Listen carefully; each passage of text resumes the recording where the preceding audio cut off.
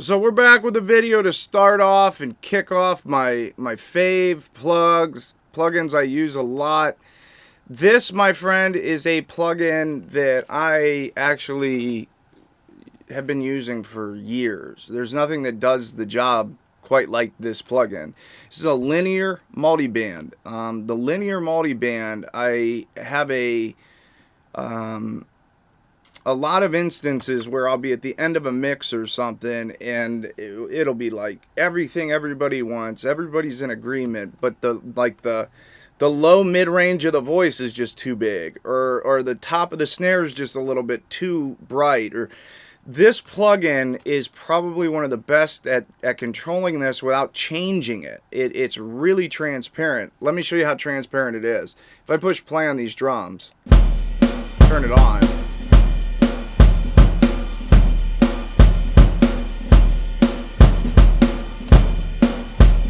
let me make the whole plugin inactive.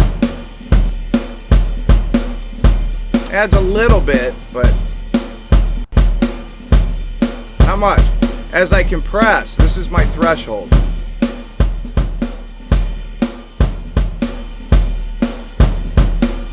There's no transformation of the tone. It's not changing the tone of the kick. It's not changing the tone of the snare. It's just literally taking that image and pulling it, and everything's coming forward. Now in this case, I wanted to do this real quick video, but I wanted to show the power of this device. So this kick drum, we're just making this up as we go. Drum kits are easy because they cover the whole spectrum, but the kick drum's too loud in this mix. If you notice, let's even emphasize it a little bit more so you can hear it. Should be about here.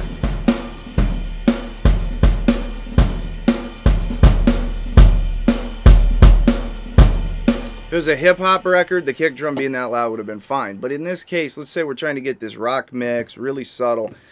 Kick drum's just barbaric and taking over the mix.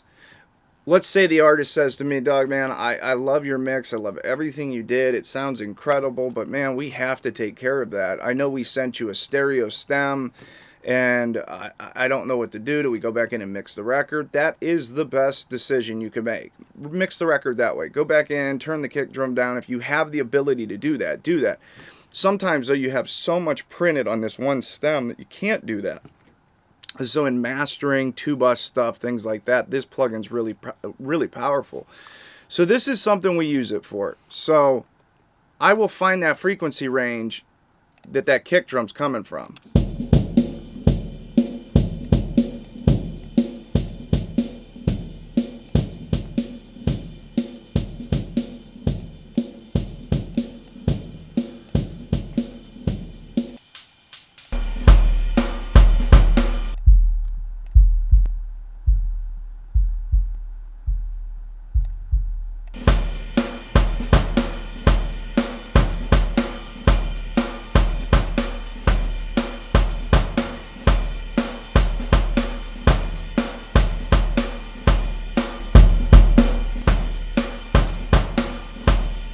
So I'm sort of overdoing it so you can hear it, but you see how this huge, big, low end just became tight and focused, and now it's in the middle, and you can hear it. It's a little unnatural. You don't want to use this like that. I don't think that's the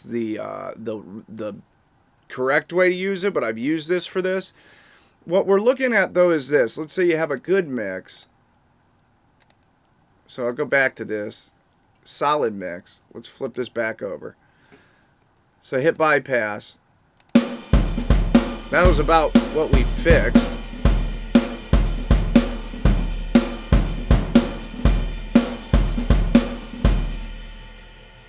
Compression with this thing's incredible. Let's make the range about 13.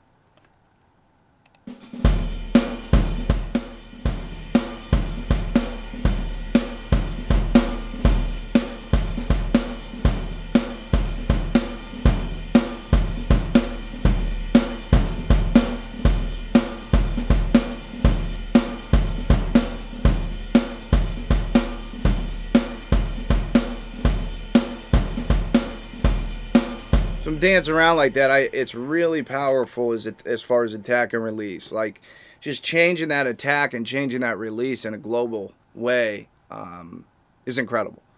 You can like move it around, and then you can get the perfect image. But also we're controlling it, we're compressing it, we're creating more dynamic space for the rest of the instruments, all that good stuff, and we're doing it in a really, really, really transparent way. You're not changing it, you're not altering it, you're not using a compressor to emphasize certain things. You're not using a compressor to get a certain sound. You're using it like a sculpting tool.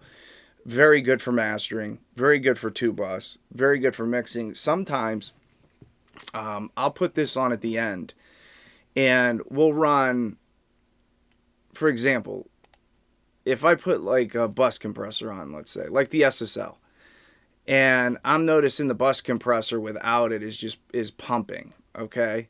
Check this out. So without this, the bus compressor, let's say we had the bus compressor at like 0.3 auto release, which is a popular setting. Let's say we're hearing that. It's like sucking the life out of it, sort of. Because that happens. You're mixing. So I'll take this thing and I'll put it right before it. Because like the artist will send it to me and they'll go, Doug, man, I like the sound. I don't want to take that off. It's something I'm looking for. And I'm sitting here where most engineers, myself included, when I first got into this, I was like, that doesn't sound that good. Like, what are we talking about? So I'll put a multiband before this. And then I'll push this. Watch this.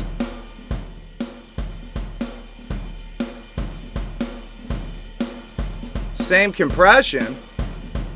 Watch this.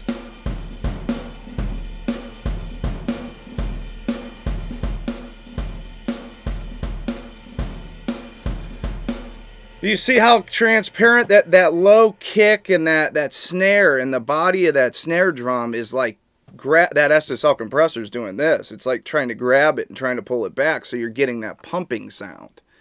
That multiband prior to that compressor, just that tiny bit of linear, non-destructive, very transparent control, all of a sudden you have that bus compressor hitting where you want it to. You still got all the detail and in the nuances of what you liked about it, but you're taking away the pumping. Once again, listen to that one more time. It's really cool. Let's change the gain. Off.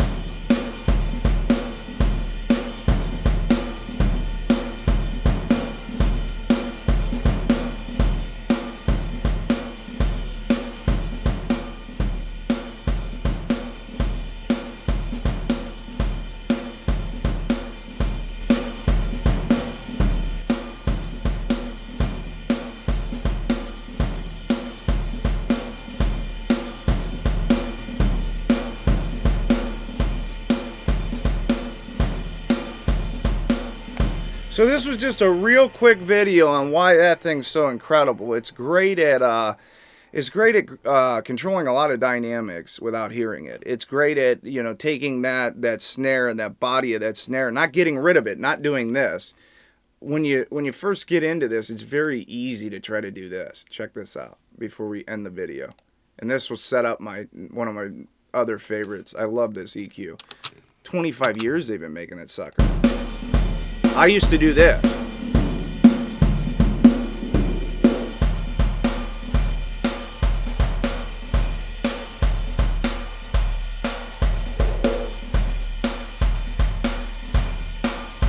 And I'm going to tell you why that's a bad idea in the next video. I'll tell you a little bit on this video. What you're doing, you took out all that nice body and thump, and now when you start to mix other elements in, your mix is going to sound like tiny and narrow, and it's not going to have any beef. Like, listen to all the beef in this range. Check it out.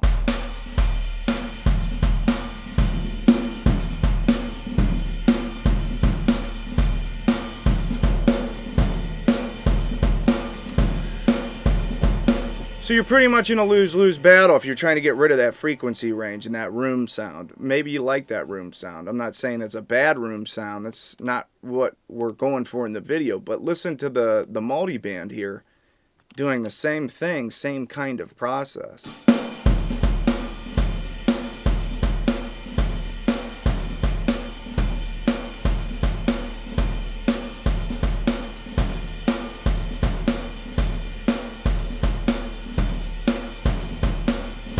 Look at the curve.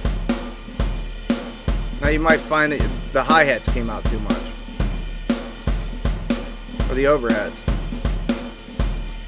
It's a really great way to balance something. I honestly do. I have a lot of fun using these things because I'm Mr. like surgical when it comes to this, and compressing and controlling and compressing and compressing and compressing.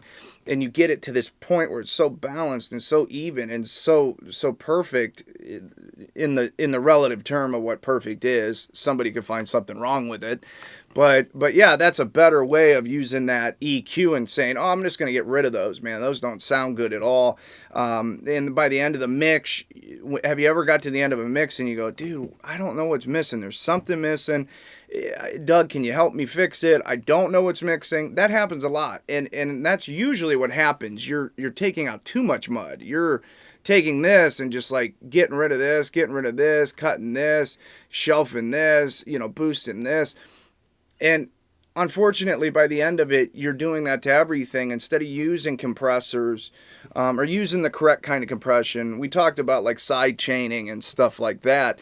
But yeah, this happens a ton. And some compressors are really good. You don't need that multi-band kind of compression. But sometimes you'll have this perfect sounding drum kit, and there's just a certain frequency range that's sort of masking the whole bus. And that tool right there was specifically designed to get rid of that, to just take that and put that back into place, even that out, so when you turn it up or you listen to it in your headphones, there's no muffle, there's no loss of the image, there's no loss of the snare drum, so or the kick drum. So yeah, my name's Doug Jenkins. I'm going to continue to do these videos, man, and thanks to everybody that continues to watch. I am rifling some videos out, okay? There's going to be a ton of them coming. So hopefully you get something out of that. That is the Waves linear multiband. That was the threshold. This is the gain. The range is like how much, the ratio, the attack and release. Oh, let me show you one more thing on this. Check this out. I know I was just like super excited, like I just got a gift for Christmas or something. But if I push play on this, watch this. So if this thing's brand new, I push play. Watch this. If I hit where it's showing the rate, watch this. It'll show me where that peak is.